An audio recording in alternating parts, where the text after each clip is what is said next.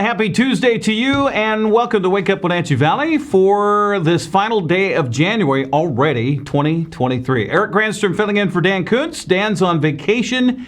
He's trying to find sunnier climes, and I think he's going to find it. Well, at least warmer. We will have some sunshine. We'll get you details on your forecast coming up. We also have news and sports and obscure holiday. Mike Magnotti with his opinion, and the latter half of the show, we will visit with the state's Attorney General, Bob Ferguson. He was in town last week, and Jefferson Robbins sat down with an interview, and we will bring that to you coming up here this morning on Wake Up Wenatchee Valley. But before we do much else, let's see what's happening outside our window this morning as far as our cameras are concerned. We start up at Wenatchee Heights with our cross camera, we call it. Are we still calling it the cross camera there, Uriah, or are we calling it something else now? Oh, Wenatchee Heights. Okay, Wenatchee Heights camera. You can see the glowing embers of our illuminated city below, and a very calm, quiet Tuesday as we get ready to wrap up the month of February. And going to be another cold one here today. And that kind of cloud cover you see on the horizon not going to resemble the day as we get through a sunny day for the Wenatchee Valley. Good morning, Wenatchee, East Wenatchee. I think we're going to kind of hang around the valley as far as our cameras are concerned. This is looking back from the west towards the east. This is our, what'd you say, number one canyon? Number one canyon camera.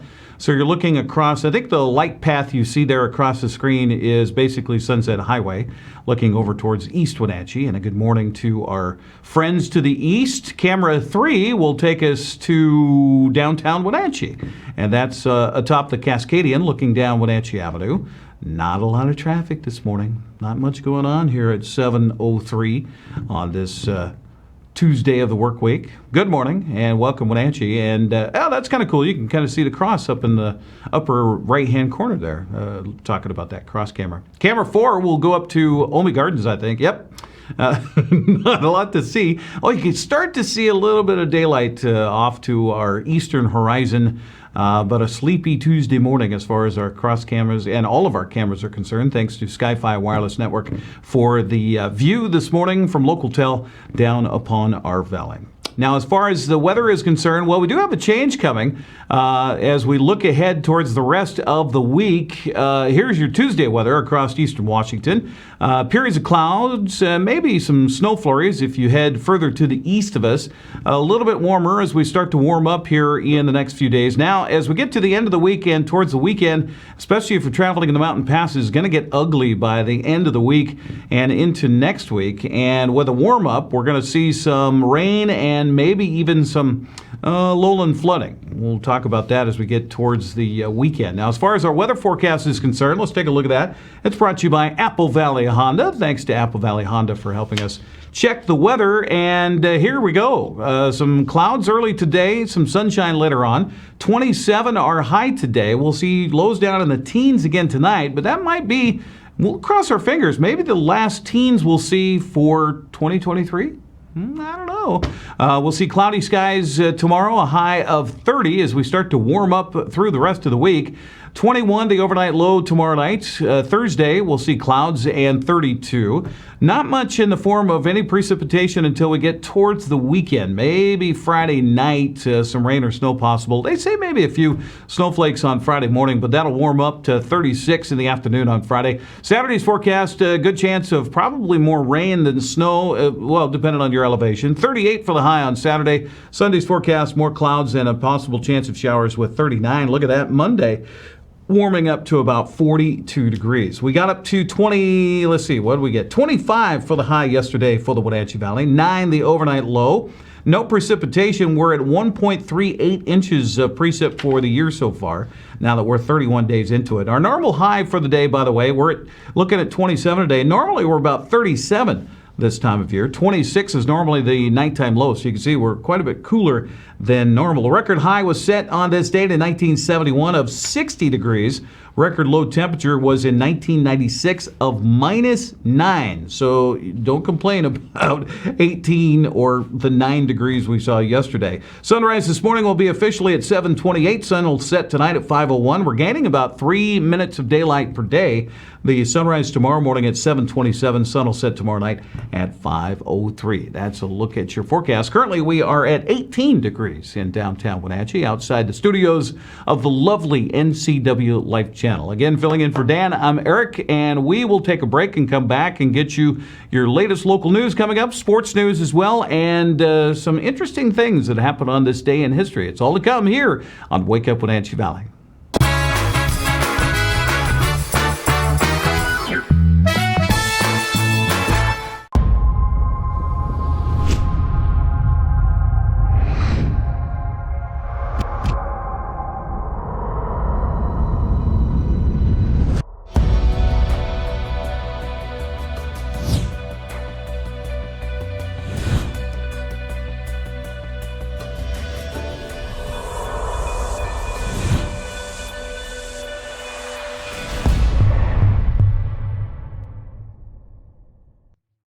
I had had a seizure in the middle of the night, and they rushed me to the hospital and decided to induce labor to try to get the baby out. The outpouring of love and support I got from Confluence Health. My coworkers coming to the ICU to be with me. For me, it's the work family. It's just incredible to have support no matter what I'm going through in my personal life, my own health.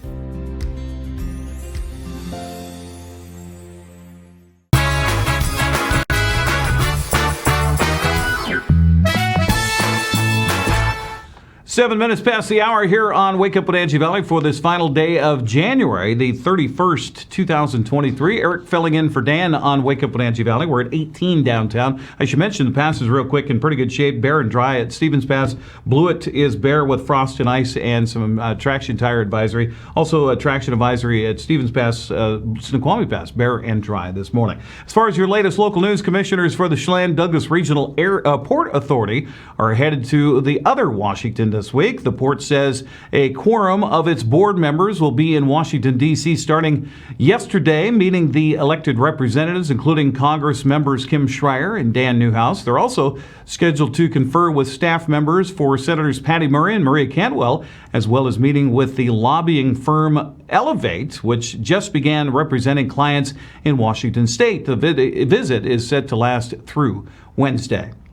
In other news this morning, committee assignments are getting sorted out for members of Congress, including those representing North Central Washington. In the newly majority Republican House, Representative Dan Newhouse of the 4th District will take seats on 3 subcommittees of the powerful Appropriations Committee, which oversees federal spending. Those subcommittees are Agriculture and Rural Development, where Newhouse held a seat last session, Energy and Water Development, and the subcommittee on the Legislative Branch. Now, Democrat Kim Schreier of the 8th District, now in the House minority, will be the vice-ranking member of the House Energy and Commerce Committee, as well as its subcommittee on health. Republican leaders did not renew her seat on the House Committee on Agriculture, where she previously served. Well, in Leavenworth, the city of Leavenworth has voted to approve changes to city meetings to provide better accessibility to the community. Leavenworth City Council will continue to meet on the 2nd and 4th Tuesdays of the month, now beginning at 7 p.m. Study session will move to 2 sessions before city council meetings from 5:30 to 6:55 p.m. Committee meetings will also see some changes as the Housing Committee becomes the Housing Advisory Committee, and the Finance, Public Works, and Parks Committees will merge with council meetings or study sessions. Also, the Public Safety Committee will begin to include representatives from the Chelan County Sheriff's Office and Cascade Medical, among others. And the Economic Development Committee will meet as needed beginning in the late winter. Turning to the School District of Manson, the 2021-22 revenue source that they're looking at here. Ballots for the February 14th special election have been mailed to Manson School District number 19 voters. On the ballot is the educational programs and operations levy proposed by the Manson School District. Levy dollars will be used to help fund programs like athletics and extracurriculars, while also going to other matters like maintenance and staffing.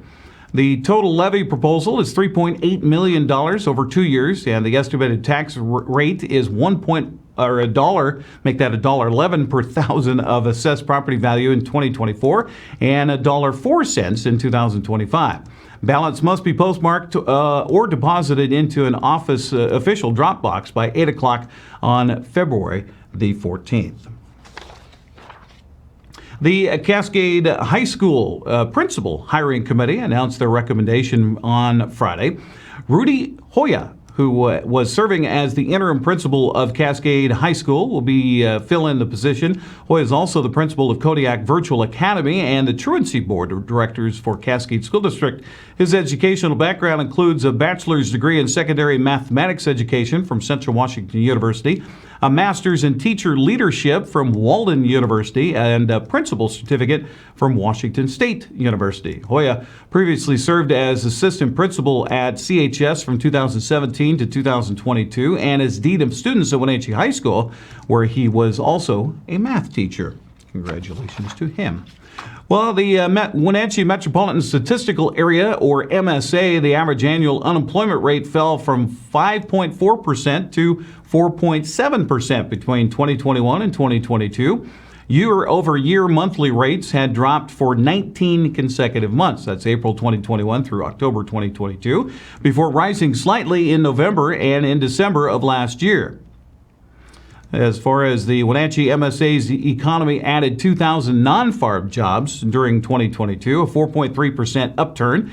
Year over year, the Wenatchee MSA's non-farm market has expanded in each of the past 21 months. That's April 2021 through December of 2022.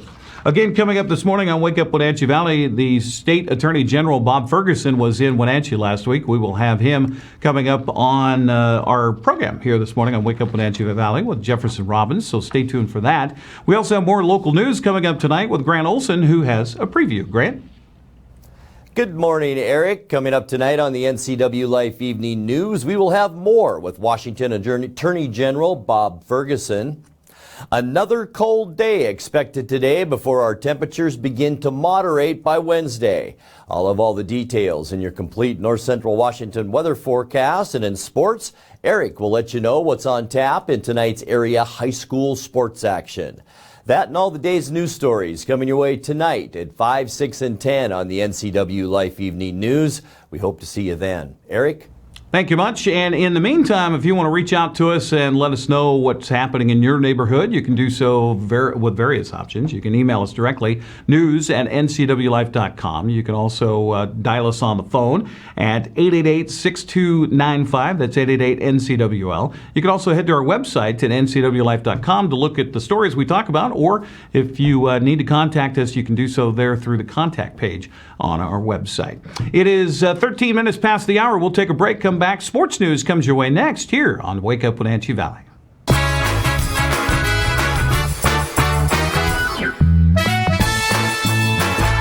With all the variety on SureStream TV from LocalTel, there's always something to watch. But what if you hit the couch in the middle of all the shows? That's a perfect time to use the features Catch Up or Restart. Catch up on shows from up to 3 days ago, or restart your show from the beginning. Go to your guide and select the show to restart. Then play, pause, rewind on your schedule. Don't forget, SureStream TV from LocalTel lets you decide when shows begin.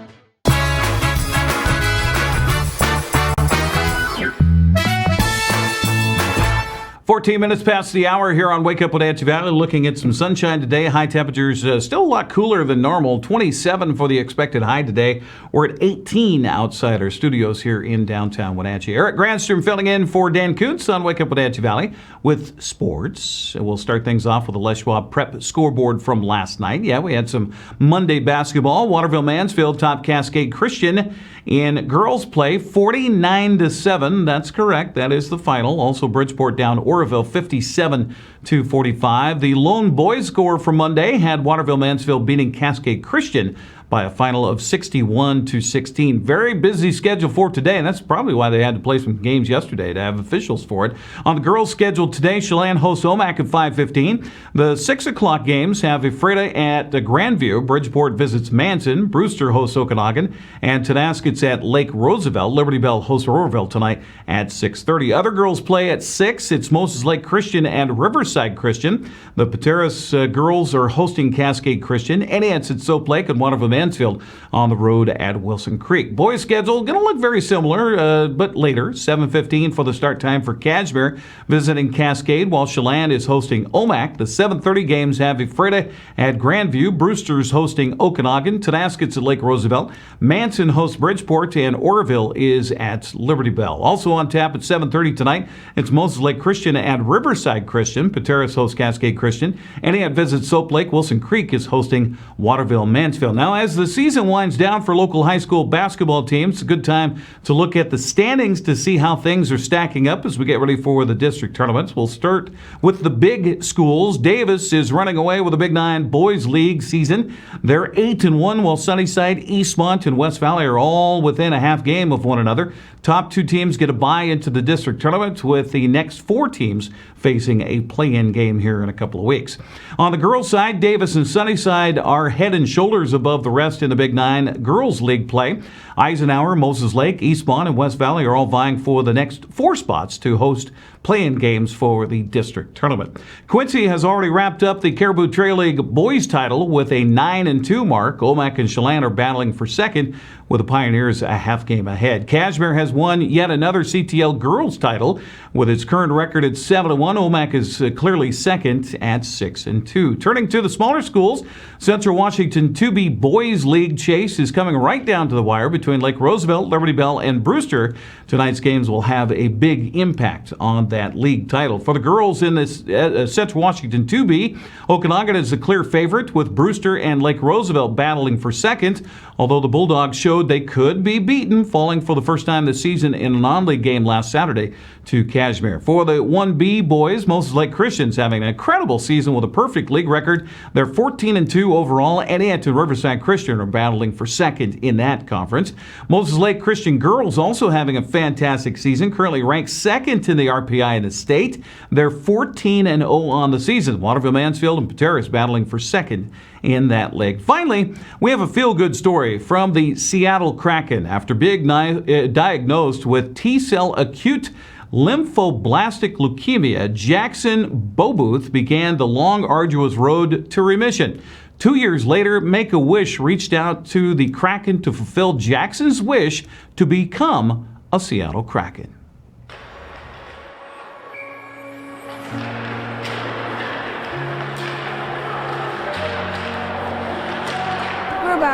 Right there. Look this way, Jackson. Was that so fun? We were taking pictures and he came over and Like, hit did his stick on Yeah. it? That's so cool, dude.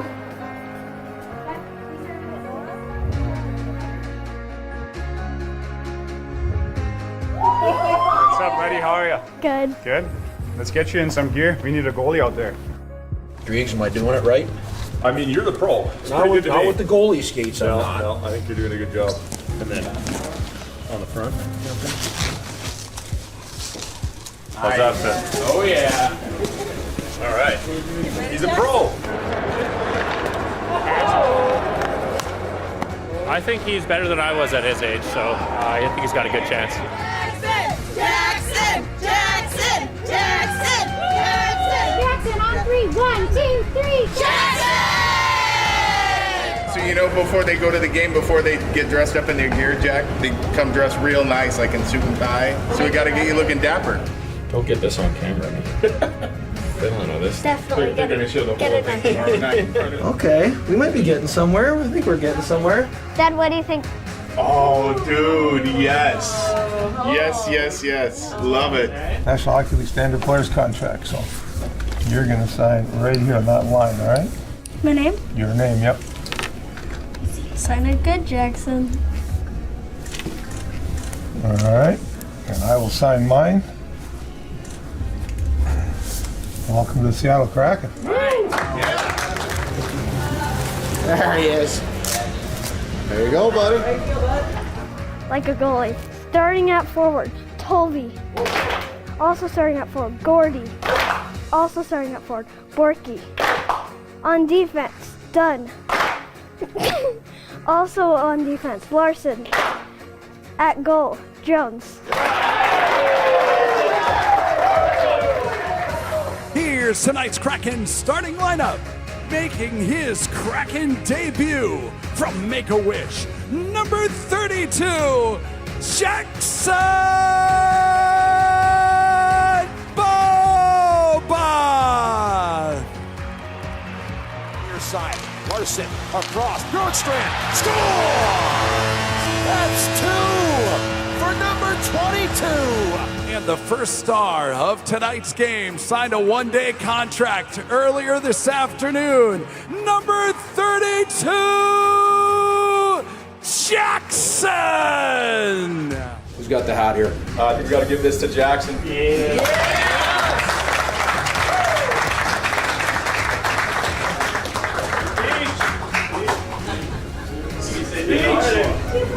See you Friday!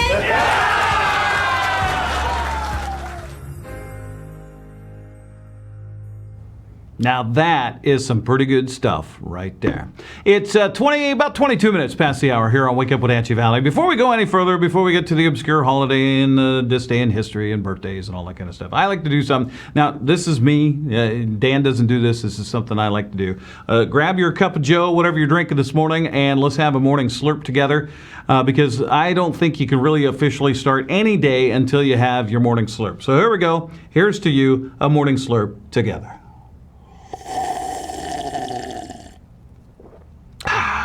Yeah, see?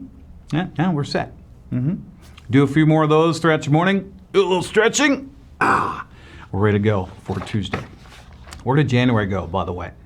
Last day of January. Now, it was tempting to choose the national day today as National Hell Freezes Over Day. It's an actual day today. You can look it up. But no, I wanted to do this one because I got some interesting information last week. Today is National Plan for Vacation Day, a holiday that's observed in the last Tuesday of January. Encourages everyone around the U.S. to start planning their much-anticipated summer vacations. This is a holiday that serves as a purpose for both the people who usually take a vacation and for people who never take a vacation. For some Americans who do regularly vacation, summer is the time to go to a beautiful or culturally significant location and spend time with family and friends. On the other hand, too many Americans leave their vacation days unused, and this holiday encourages those Americans to take their vacation days when the summer rolls around. No matter which side of the fence you stand behind, the message is simple. Plan a great vacation for this summer. Now, my wife and I were planning a vacation, not for summer. We were planning a vacation for coming up later in February and found out nothing is available. Apparently, we plan to go about the 20th through the 25th, right in there. That is the holiday or the winter break for a lot of folks, and like not just in the United States, but apparently around the world. Little did I know. And so I tried to do some research, tried to find some places to go. We were going to go to Mexico. We were going to try to go anywhere sunny, get away from the cold weather here in the Wenatchee Valley. And there's nothing available, really. And then, so I finally, in desperation, I turned to a local travel agent and I called her up and I said, "Hey, what's going on?" She says, "Well, yeah, that's the winter break for everybody. There's nothing available." I said, "There's got to be something." No.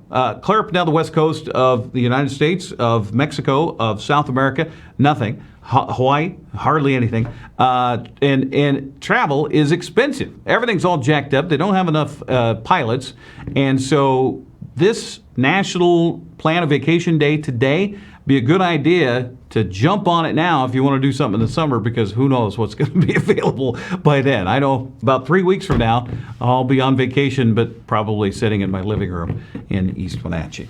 All right, this day in history. It was on this date, 1950. U.S. President Harry S. Truman publicly announces his decision to support the development of the hydrogen bomb, a weapon theorized to be hundreds of times more powerful than the atomic bombs dropped on Japan during World War II. On November 1st, 1952, so it didn't take them long, the United States successfully detonated Mike, the world's first hydrogen bomb, on the atoll in the Pacific Marshall Islands. The 10.4 megaton thermonuclear device, built upon the Teller-Ullum principles of staged radiation implosion, instantly vaporized an entire island and left behind a crater more than a mile wide.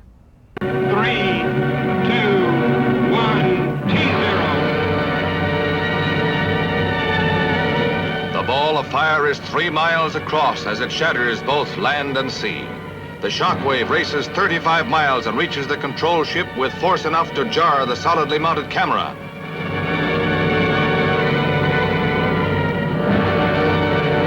In seconds, the fireball erupts into a geyser that towers 25 miles into the stratosphere, spreading into a 100-mile wide mushroom cloud.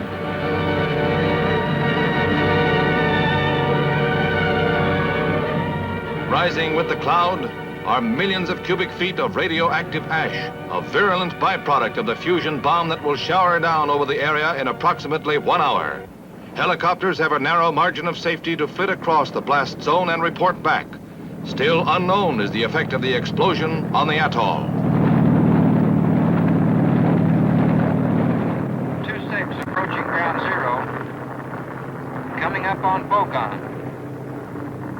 The detection station on Bogon appears to be in good shape. No visible sign of plywood tube. All test islands seem to be swept clean. Ugilab is completely gone. Nothing there but water and what appears to be a deep crater. There you have it. This day in history, 1950. Harry Truman gave the go-ahead thumbs up to the H-bomb. And Uriah was pointing something out during that little film clip there. Love those old film clips. They're pretty classic. But it's always about the same guy that does the voice on that. I don't know what his name was. Probably something strong like, I don't know, Cliff Clifton or something like that. And I could just see him in the booth while he's doing the script for it. And then it was drop the bomb. And it was, yeah. So anyway, today, 31st of January, 2023. Born on this date, Frank Schubert, 1797 in Vienna, Austria. Now, Schubert was only 31 when he died, yet had composed over 600 works, just a fraction of which were published when in his lifetime. The son of a school teacher, he lived most of his life in obscurity in Vienna. He was only after his death in 1828 from typhoid fever and probably syphilis that the extent of his composition was discovered, published, and performed. How about that? He was never actually appreciated in his lifetime. It was only afterwards that he was truly appreciated. Jackie Robinson, also born on this date in 1919 in Cairo, Georgia, signed with the Montreal Royals, a minor league team for the Brooklyn Dodgers, in October of 1945. Debuted for the Royals as a second baseman in 1946. Signed by Branch Rickey to a major league contract in April 47. And April 15th of that year became the first African-American player to play in a U.S. Major League Baseball game. He retired in 1957, became the first African-American elected to the Hall of Fame in 1962. Jackie Robinson, born on this date in 1919. And happy birthday, 76th birthday, To the Ryan Express. Nolan Ryan, one of my heroes growing up. He pitched in 1966 and from 68 to 93 for 4 different teams. The New York Mets, California Angels, Houston Astros, and Texas Rangers during a Major League record 27-year baseball career. His 5,714 career strikeouts rank first in baseball history by a significant margin, and he is the all-time leader in no-hitters with 7.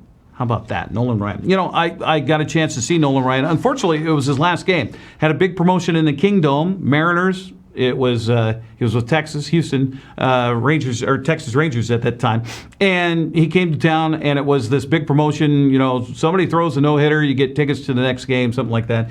And Nolan got hurt in that game, and that was the last game he ever played in.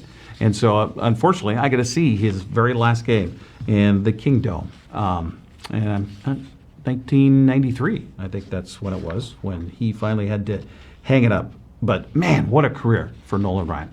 All right, 31st of the month. It's the last day of the month. Last week, the State Attorney General, Bob Ferguson, was here, and he sat down with Jefferson Robbins. We will have that for you coming up straight ahead here on Wake Up Wenatchee Valley. Also coming up, Mike Magnotti with his opinion. We're looking for sunshine and 27 today. Chilly start, 18 outside our studios here for a Tuesday edition of Wake Up Wenatchee Valley.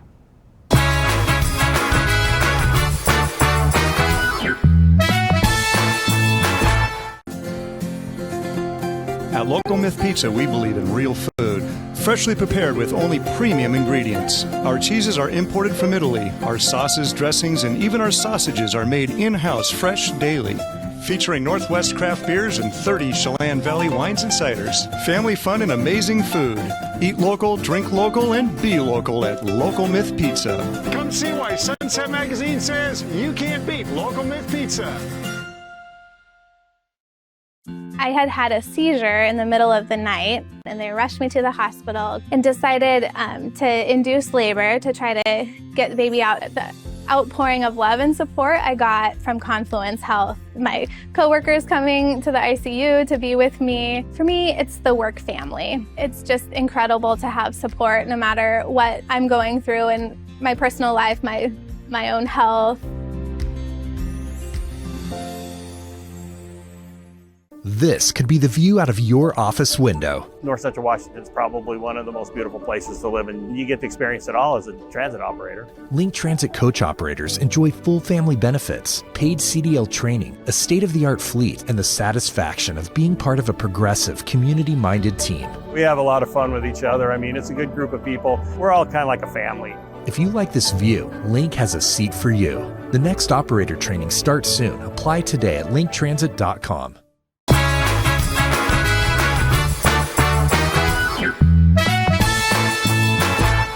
This is Mike, Mad Dog Magnotti, and everybody is entitled to my opinion. Now, I've seen a lot of social media posts, and I've heard people say, Jesus is the same today and yesterday and forever, and basically saying that Christianity doesn't change due to societal or cultural changes. In other words, for example, what some of these folks are really saying is that Jesus has never liked gay people, and he doesn't like them now.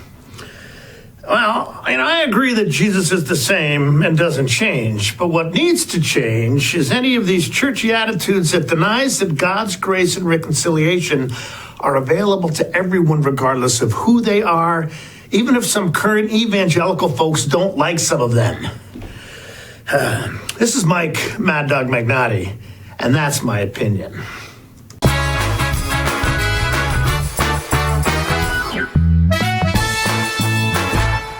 When you call Dick's Heating and Air Conditioning, you're calling on 35 plus years of experience in the Wenatchee Valley. Spending extra time in your home, you may have discovered an unwanted aroma. Stinky feet, pets, who knows what. Call Dick's today about installing their Train Clean Effects electronic air cleaner or a Rheem Halo ultraviolet air purifier.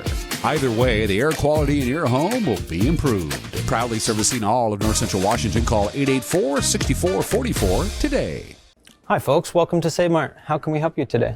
We're looking for a recliner. Okay, right this way. Go ahead and move this chair on the other side. Great, I want that one. I would like that one. That's a great choice. And I want this one as well. Okay. and I definitely want this one. You'll find it at Save Mart. Full service at a low, low price.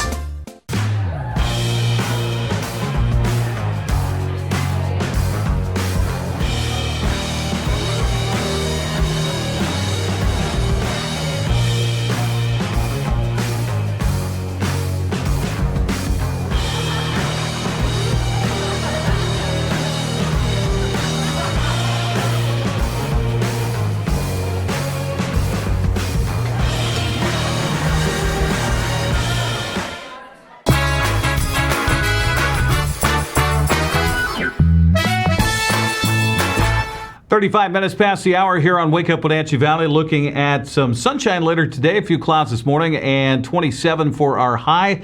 We're at 18 in downtown Wenatchee. Washington Attorney General Bob Ferguson was in Wenatchee on Friday speaking with the local business leaders about organized retail theft.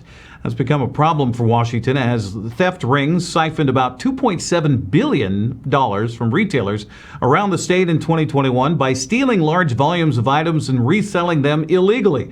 Ferguson has convened, a task force on the issue, and in a visit to our NCW Live Channel studios, he said he's asking the state legislature for $1.5 million a year to tackle the problem. He also answered our questions on a range of controversial issues, from new state proposals on gun control and the end of Roe versus Wade. In terms of retail crime, when we discussed this, do you have a perception of what the trends are like in Washington, what kind of situations retailers are facing when it comes to that kind of crime? Yeah, so obviously crime's a huge problem, whether you're here in Wenatchee or anywhere in the state of Washington for that matter. And so what we're focused on with this task force is what's referred to as organized retail crime. In other words, it's not sort of petty crime in the sense of someone going in there and stealing a small item for personal use or just for whatever reason. Rather, what we're focused on with my office, working with law enforcement and workers across the state, is that organized element where they're stealing a large amount of product, brazenly walking into stores, walking out, and then reselling on the secondary market, like eBay or on Amazon.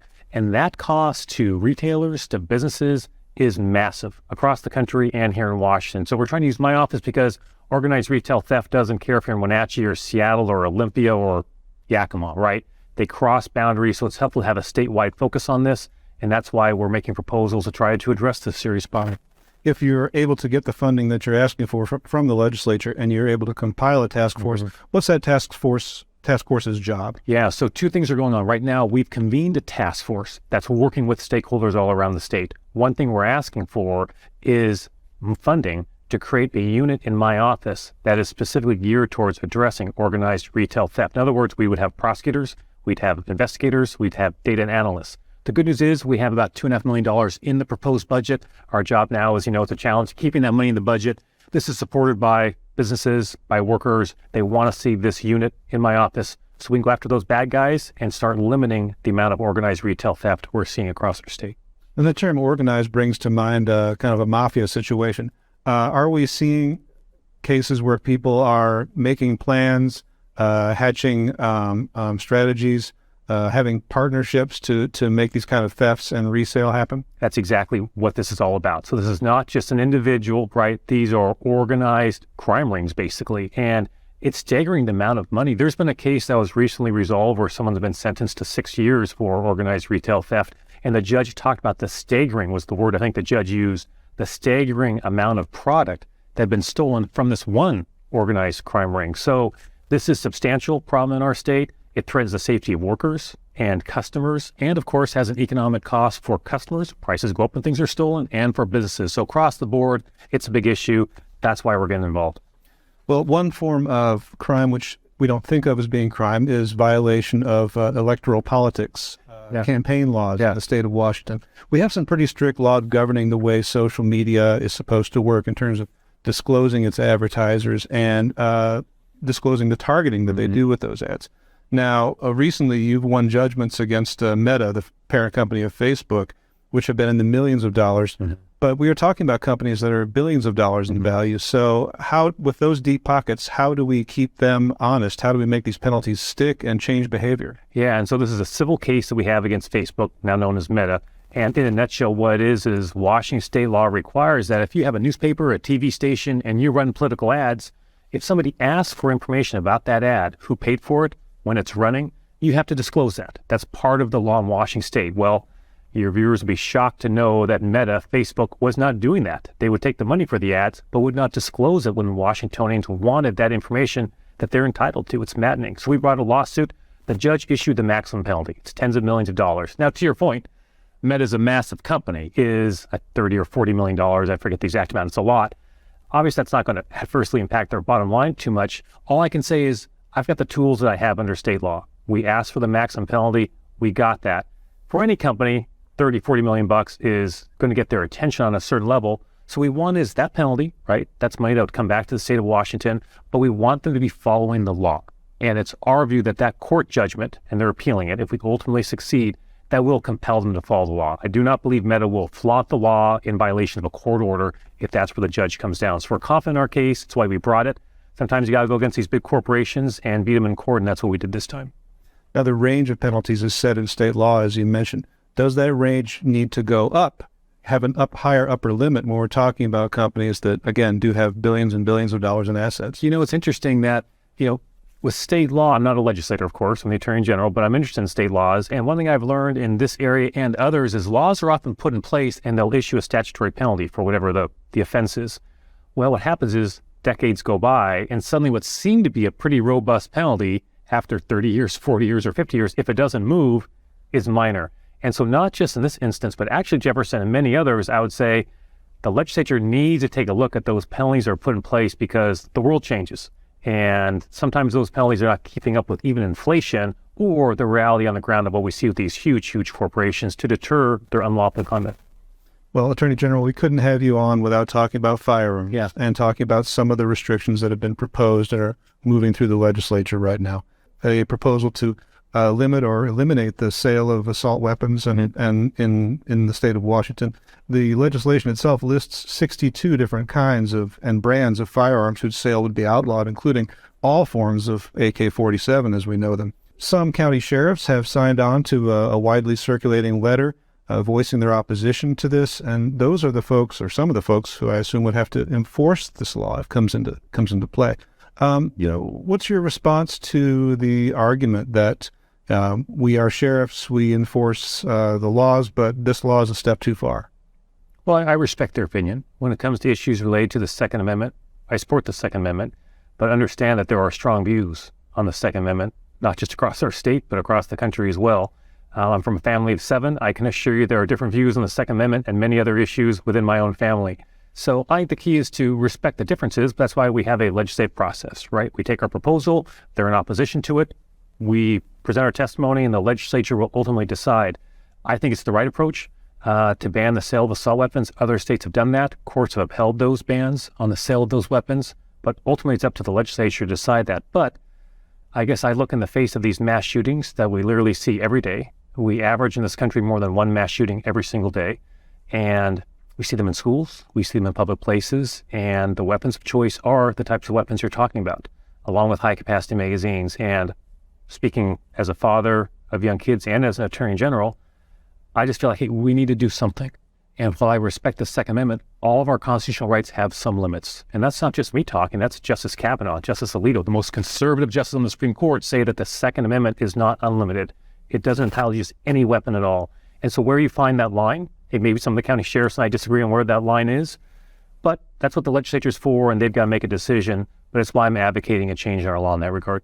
Now, while this proposal does affect sale and manufacture, it doesn't address ownership, possession, doesn't make that illegal. That's correct. If you have a weapon of this kind, you can keep that weapon. But do we get to the point when we talk about things like mass shooting where the problem is that the wrong kinds of gun are plentiful, or that there are too many guns possessed or in circulation already? Is that something that needs to be addressed somehow? I guess I'm not interested in a law that tells people they've got to turn their weapons in. That doesn't interest me. What I'm focused on is stopping the sale of those weapons moving forward. To me, that seems like we talked earlier, what's the right line? What's the right balance on really touchy and tricky, challenging issues? And to me, that's where I draw the line. If someone bought a gun or a weapon legally at some point in the past, I'm not asking them to turn that back in, okay? I don't think the law should require them to do that. But I think it is appropriate to have a public conversation that's transparent about, do we want moving forward for those weapons to be available? And I think the legislature should draw the line moving forward on banning the sale of those assault weapons, and we'll see what they do. Washington, formerly a death penalty state, capital punishment state for the most heinous crimes, that's been eroding and been stepped back quite a bit over the last 10 to 15 years, I want to say. There's litigation or legislation up right now in the Senate and the House that would fundamentally remove the death penalty as a punishment for the most heinous murders. It would actually strike the language from the RCWs that govern our state. Why take that step? Why remove that language altogether? Yeah, it's interesting. The state Supreme Court, as you know, and as your viewers probably know, in the last couple of years, issued a court decision that said the death penalty in Washington state, as it's applied, as it's used, is unconstitutional. So that's why you've not seen death penalty cases in the past couple of years. But the law is still on the books. In other words, theoretically, someone could try and prosecute a death penalty case. So what the Supreme Court has done is actually they issue an annual report saying, here's a whole set of laws that are still on the books, state legislature, but that have been declared unconstitutional. You may want to take a look at taking them off the books. So they include things like we still have apparently loyalty oaths that go back to, I think, the 50s and the 60s, right? McCarthy era stuff, loyalty oaths to government. Well, I don't think anybody thinks we should have those anymore, but they're still on the books, even though they've been declared unconstitutional. So there is a bill that essentially repeals a number of these RCWs, these state laws that have been declared unconstitutional by the Supreme Court. Now, that may sound technical, but they include issues like the death penalty or things that are of interest to the public. And so there's a conversation going on now with the legislature. I do think it makes sense to strike it from our state laws because, in essence, the Supreme Court has said they're unconstitutional. Why leave some ambiguity? Why leave that uncertainty? Our laws should reflect what the courts have said. Whether you agree or disagree with them, that's what the legislature should do. So I feel there's a good chance that legislation will pass. It's a bit of housekeeping, but it's more than symbolic housekeeping. And that's why there's been a transparent process. No one's trying to pass this bill simply saying, oh, it's all just technical. No, there was a whole conversation about the death penalty just in the last few days in the legislature. So it's housekeeping in a way, but that sometimes housekeeping, as folks know, can sometimes be complicated, right? And that's what this is. And so we want to make sure that folks are aware this is going on. I will say, public support for the death penalty has declined significantly over the years. And from my standpoint, I think it's what I would advocate for is life without the possibility of parole. That needs to be available for the worst offenders. And but I think it makes sense to take off the books something that the court has declared unconstitutional. On Thursday, your Solicitor General, Noah Purcell, argued on the Quinn and Clayton case in the Washington Supreme Court. This has to do with the state's capital gains excise tax, a tax on capital sales of assets over $250,000 a year. He argued against one of your predecessors, Rob McKenna, former Attorney General. What odds do you give the success for that case? People who are advocates for that tax say it's badly needed for education and facilities. How do you see that case going? We've seen my old friend Rob McKenna in court many times since I've been Attorney General. I think we've won every case we've had against him so far, so I'm confident we'll prevail on this one as well. And I guess what I would say is that our job as an office, as the Attorney General office, is to defend and enforce state law. So the legislature passed this capital gains tax. When there's a lawsuit challenging that, we're the lawyers who you see in court, in this instance a high-profile case, defending those laws. So we feel confident. The court did allow before the argument for the state to start collecting that tax, even though the court hadn't issued a decision yet. I don't want to say that predetermines what the court's going to do by any stretch of the imagination, but we felt that was a positive sign. And number two, and most importantly, we felt the oral argument went well from our perspective. So you never know what the Supreme Court's going to do, but we feel confident they're going to uphold what the legislature did in this instance. Now, your office has been deeply involved in unemployment fraud recoveries. There's been a lot of success, according to your office, about $34 million recovered through your legal efforts. But what do you think are the odds, Bob, of the state of Washington fully recouping this estimated $645 million that were lost in fraudulent COVID unemployment claims over the past 2 years? Zero. It's not going to get, I'm just going to be honest, right? It's not going to all get recovered. The state has recovered, I hope I've got this number right, Jefferson. I think it's close to 2/3 of it. There's a significant amount that, in part through our efforts, in part through the state's other efforts, in part through partnership with federal authorities who are trying to go after bad guys. So a significant amount of that has been recovered.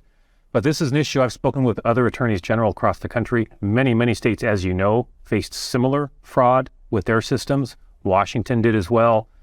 what I'm proud of for my team is that my team actually is the only AG's office in the country who realized, hey, what we should do is go to the banks and utilize what's called a forfeiture law. The team realized there may be some of this money still sitting in these banks, and we can go after and get that money from the banks. And so we've been doing that. And you mentioned, I think we've recovered 35 million or so far, and we're still ongoing with that work to recover some of that money that has actually been sitting there in bank accounts. And so we're just trying to use every tool that we can to recover as much of that money as possible for the state of Washington. We're the only state doing that. It's creative, but it's working so far. But to answer your question again directly, will the state ever recover all of that? No. No state's going to recover all of what they lost. The goal is to recover as much as we can. When it comes to the right to abortion, you and the governor have been clear. It's a different world now. Roe v. Wade repealed by the Supreme Court. And you've put forward or championed efforts to protect data privacy in the era of post-Roe. So tell me what kind of data you think is in jeopardy for patients who are seeking abortion or who have received abortion services, and what do you want to do to protect that? Yeah, it's interesting. It's, set aside whatever one thinks about abortion, right? Saying that issue aside, what we're talking about here with this legislation is privacy and data associated with very personal health information. So I think we all know if you go to a hospital, for example, there are laws like HIPAA that protect that information. The hospital can't sell your personal health information to somebody else or share it with anybody else. That is protected. What I think is not so well understood is that more and more these days, folks use apps, for example, and put information on apps like tracking their periods. Women track their periods sometimes using apps. Well, guess what? HIPAA does not protect that information on an app. The folks who own that app can sell your personal information or share it with whoever the heck they want.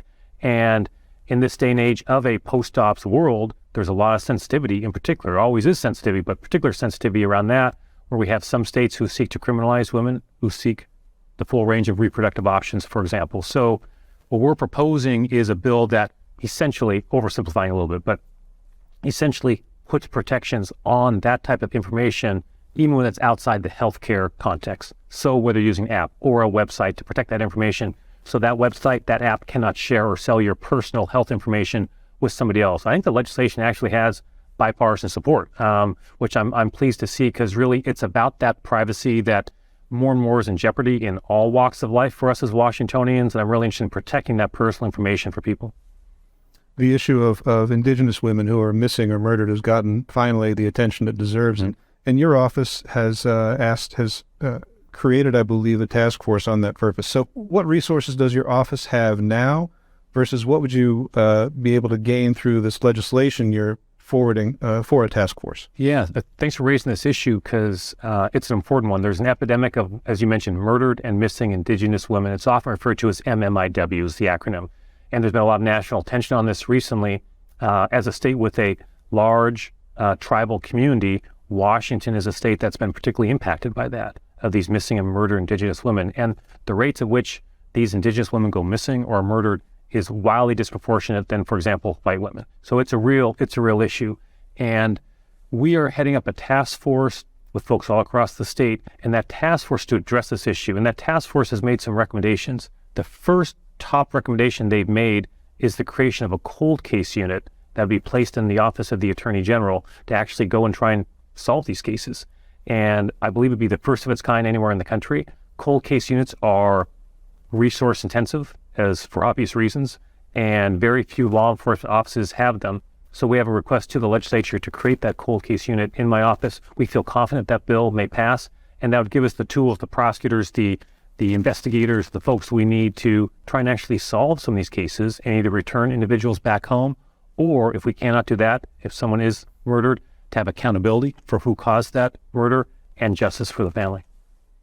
Bob, can you think of anything else that viewers in the Central Washington area should know about your office and the projects you're trying to get across this year? Maybe the one thing I would add, I mean, there's always so much, right? But the one thing I would add that I'm confident impacts a lot of folks in this community, because it does in communities all across the country, is the opioid epidemic, which has just had profound impacts on families and communities. And we've been involved, give me a very short answer to a complex issue, in a lot of litigation against corporations that we believe violated the law in pursuit of profits when it comes to fueling the opioid epidemic. We've had a lot of success with those lawsuits. We've so far recovered more than $1 billion for the state of Washington alone. That is money that when I resolve these cases, I make sure that when writing up these resolutions, the money can only be used by local jurisdictions or the state to address the opioid epidemic, counseling, prevention, first responders, you name it.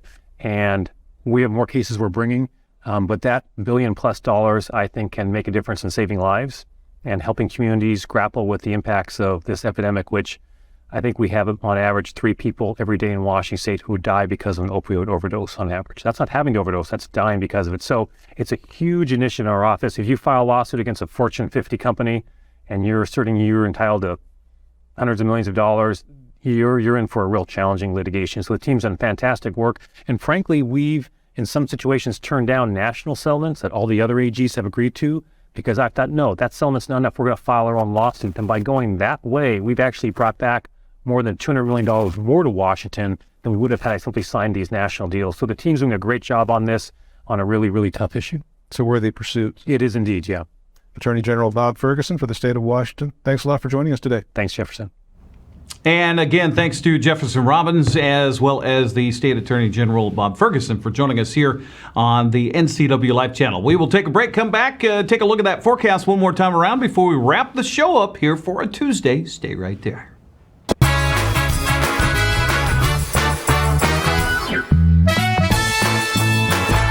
Come on, I'm a certified technician. I was trained to take good care of you. 9. I've only been to the dealer. I've been coming here for years. These guys are great. Look around. The BMW, the Jag, the Volvo, they're all waiting for regular service. Well, the BMW has a little computer issue, but that's nothing we can't handle. Come on in. From regular maintenance to computer troubleshooting, trust the Global Car Care technicians with your import, diesel-powered, or domestic vehicle. Global Car Care. They speak your car's language. Dankeschön. Are you caught in a conflict with a family member, in the workplace, or with a neighbor or business? Wenatchee Valley Dispute Resolution Center provides mediation services, a cost-effective and efficient way to provide a written resolution to disputes and issues. Plus, we offer mediation training and community education on topics like conflict resolution and communication skills. Contact us at 509-888-0957 or www.wvdrc.org to learn more.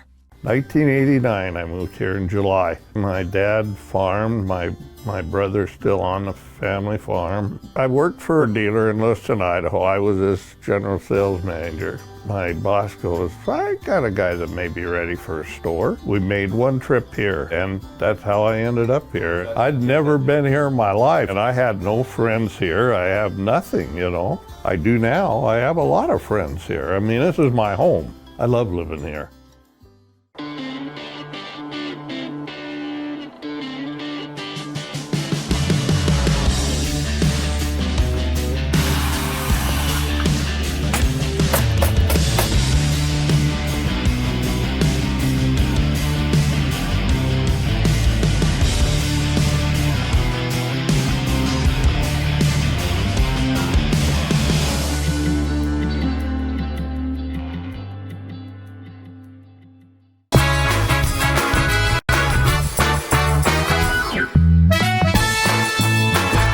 Tuesday edition of Wake Up Wenatchee Valley rolls on for the next couple of moments on this last day of January 2023. You'll see as far as our forecast is concerned, looking at sunny skies today after a cloudy start, 27 for the high today. Tonight we'll see a few clouds roll in, lows down to around 18 and maybe possibly. Now, I don't know, Grant might have more on this later on today.